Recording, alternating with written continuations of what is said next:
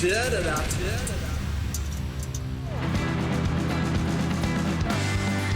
takes the shot, it's low. He's got it. I think he's got it. He's got it. He has. Darren Lockyer has kicked a drop goal. It's an incredible scene.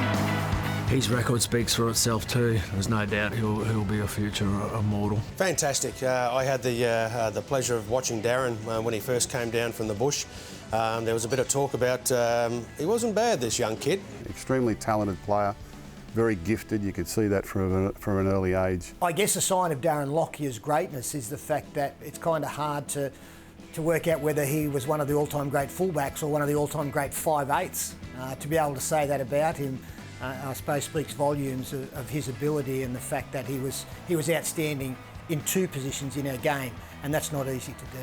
I love playing with him. I played with him when he had that speed, when he had that blinding speed. So had a great combination with him when he just sort of nod or wink at you and you hit him on these out balls and it just blow defenders away.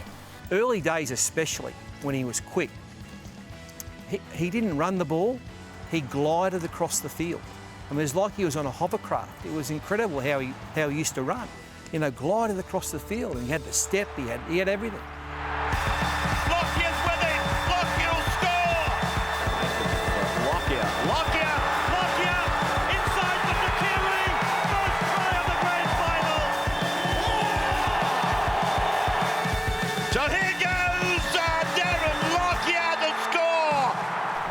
In the early stages, he was blistering. He was so quick and evasive, and he had a unique style about him. He became a great playmaker. He moved into the 5'8 role and then became a player that made others look better. He really had it all right throughout his career. Not a big bloke, so he's had to use different weapons, different artillery, and a lot of it's come down to just his combinations. And the biggest thing that I find with Lockie that stood out from anyone else is those decisions under pressure. He has made bigger plays under pressure than anyone I've ever seen before, and that is the quality of a champion. Now, baby, and slots it through. Biggest problem was, of course, in the early days where they were going to play him. Lockie was a 5'8", but the Broncos were pretty happy with the two that they had in the position of the halves, in Alan Langer and Kevin Walters playing alongside each other. So that meant eventually shifting Lockie to fullback, and I think that was a huge bonus for him. It allowed him to sit back, to be able to read the game a lot more at an earlier age, and probably learn some of the skills what he had to do in the first grade 5'8 position. And time has really told a great story there. He's gone on to be one of the greatest players of all time. A bit like Wally Lewis in that respect is that he's the best player in the team and the rest of us work hard so that he can get some space and room to do what he does to help you win the game. And, what a player, Darren Lockyer. Well, he changed throughout his career. That's the great thing about Lockyer. He evolved as a player. When he first started, he had lightning speed, so he's more of a runner. So there's times when you'd be defending him, you think you'd have him, you just put the accelerator down, you couldn't get a hand on him. Then he had that knee injury, which slowed him up, and then he changed the way he played and he became a great ball player and went from fullback to 5'8", and then learned to manage a game and become just the sensational leader he was for the Broncos, Queensland and Australia, but champion player. He was a mentor of mine and someone that I looked up to through my teenage years. I think the great players in our game are able to make changes or make a transition the longer that they go, and I saw Steve Rogers do that, I saw Brett Kenny do it, and I saw Darren Lockyer do it when he went from fullback to 5'8", just modified his game and did it magnificently. Darren Lockyer was one of the toughest footballers I ever saw. It's not what he's most renowned for, because he was so brilliantly talented, but he was one of the toughest, and he was one of the most targeted. Whether he was playing fullback or 5'8", the opposition would target him physically. He wasn't a big man. Never saw him complain. I'd see him drag himself up after being hit. He'd never complain, he'd never whinge. He'd get on with the game, and he'd beat them on the scoreboard, and that's where it hurt them.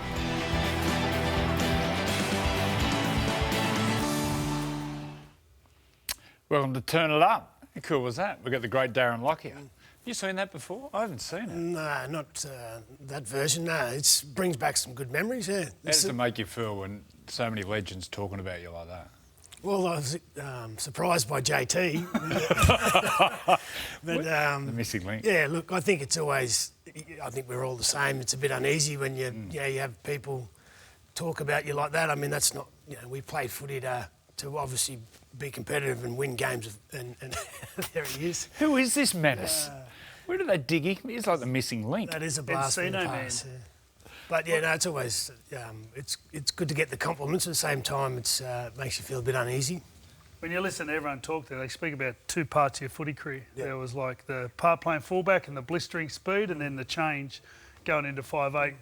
Tell us about the fullback and what it was like to play fullback. And well, I'd never really played fullback before. I came to the Broncos as a 6, and that was in '94. I was a 17-year-old. I did pre-season there, and then in '95 I made my debut against Parramatta in the halves.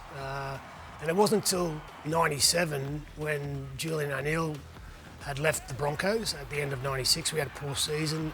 Willie Kahn was also leaving, and Wayne asked me, would I like to play fullback? And that was really where it all started in '97. And I loved it because you just had freedom. You could just go out there and, and everyone referenced there that I had some speed off the mark in my early years. That changed as I got older and after the knee injury. And I had to adapt. And I think as you get more experienced, it becomes what's between the ears more than anything. Well, you're from Roma, which is 5 hours west of Brisbane. How'd you get to the Broncos? Cyril Connell was the scout. He did a lot of travelling through Queensland to go to different carnivals, go to different schools. And he first approached me at a carnival in Caboolture in an under-14s tournament. 14? Yeah, and he said he'd just keep an eye on it. So that's definitely in '95. And that's where it all started with Cyril. And then I came down as a 17-year-old. In those days, you had under-18s, under-21s, reserve grade, first grade. So I just played in the Colts in the under-18s. And I got a fortunate break in my first year in '95. And the Broncos had only been in the comp, not that long really, when they started, 88? 88, yeah. Like, did every kid want to play for the Broncos?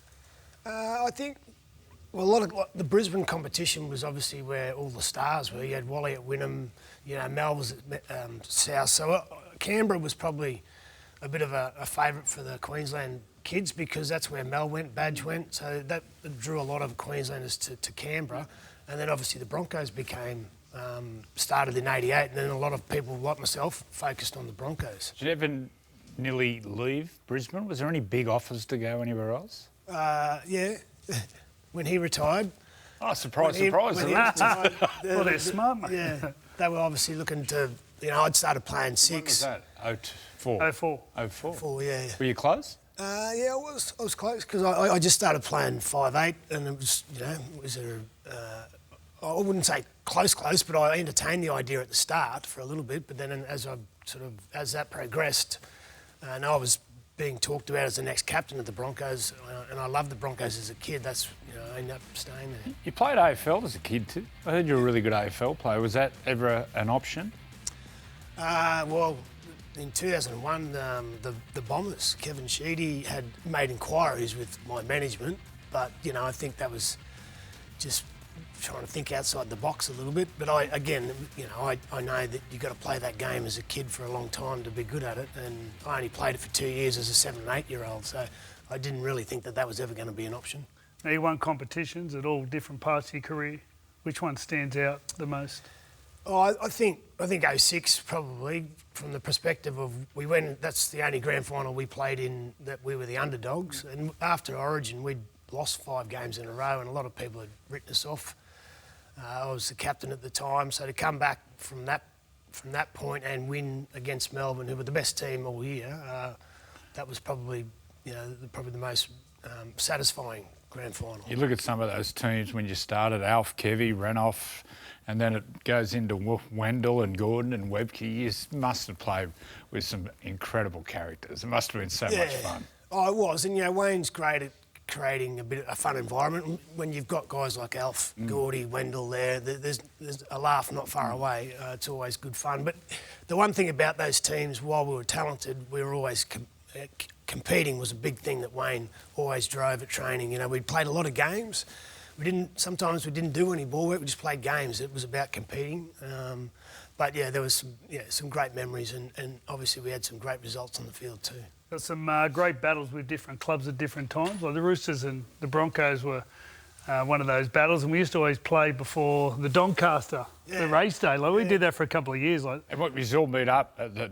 well, normally the winners went to the Doncaster, the losers stayed away. But well, yeah, it was always a tradition. We'd play down there Good Friday, and we'd even be talking midway through the game and after the game about see at the races, you know, because they were good days. Yeah. I don't know why the NRL stopped that, but it was something we always looked forward to because we knew, well, obviously you want to win on Friday night because you want to go to the races with a win under your belt. But yeah, there was some good memories there, probably more on the racetrack, yeah. What about Origin? Your first game, did you have to kick that goal to win the game? Yeah. That was your debut at the footy stadium? That was debut, yeah.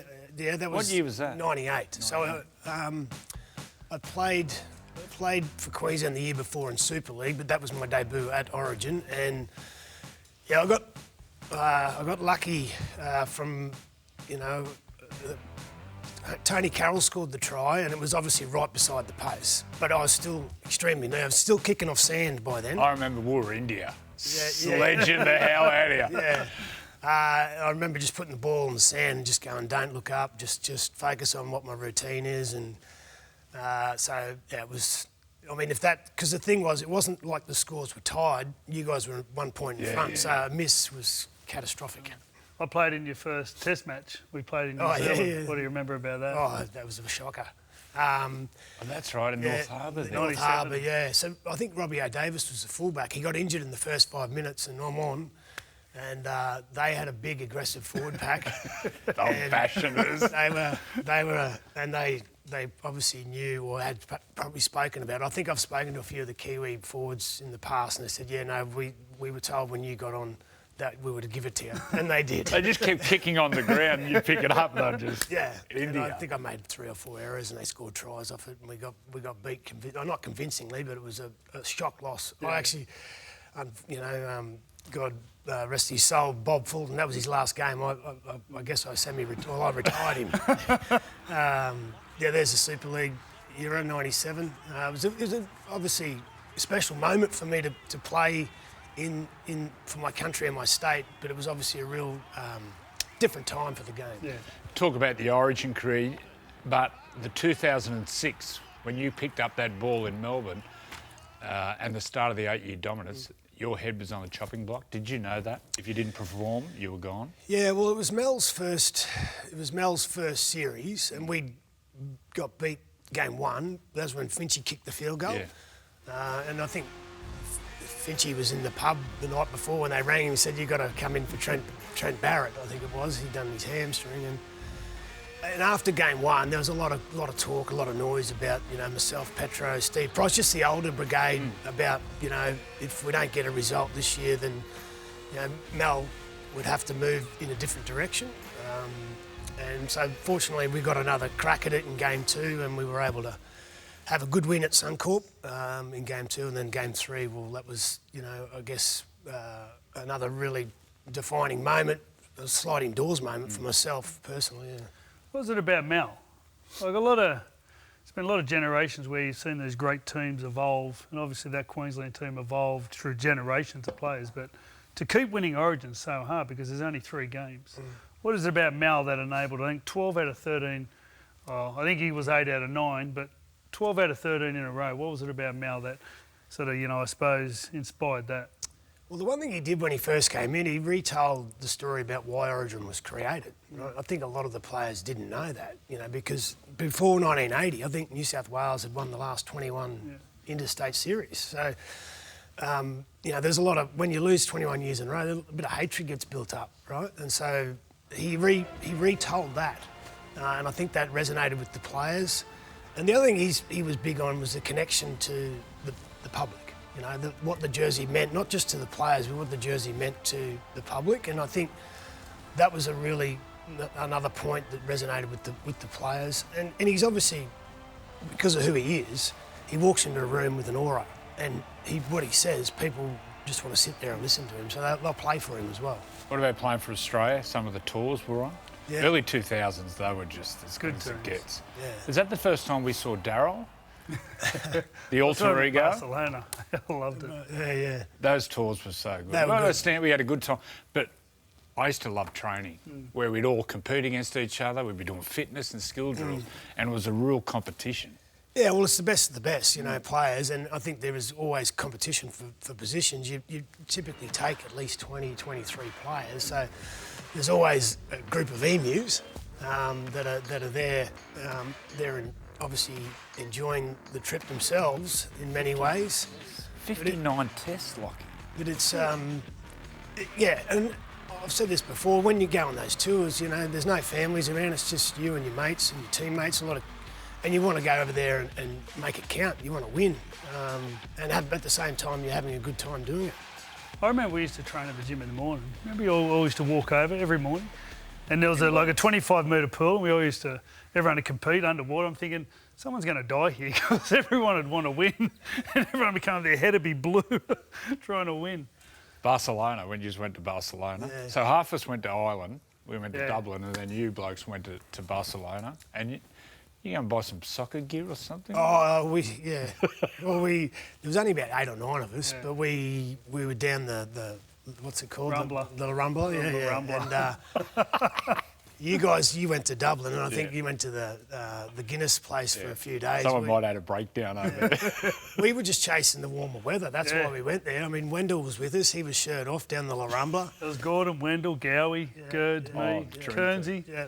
And Kernsey got pickpocketed that night. We got robbed. And then we've all, we've been drinking most of the day, so we're all running through the Rambler chasing these young kids. We never got them in the end, but that was a bit of an adrenaline rush. But I think we were just sitting there when we're bored, and we go, well, what can we do? Because there was a lot of buskers along there. So I think it was Fitzy's idea. He said, let's buy some soccer gear and get a soccer game going in the Rambler. So we're the Australian Kangaroos, including the captain, playing soccer in the Rambler, busking, That's so good money.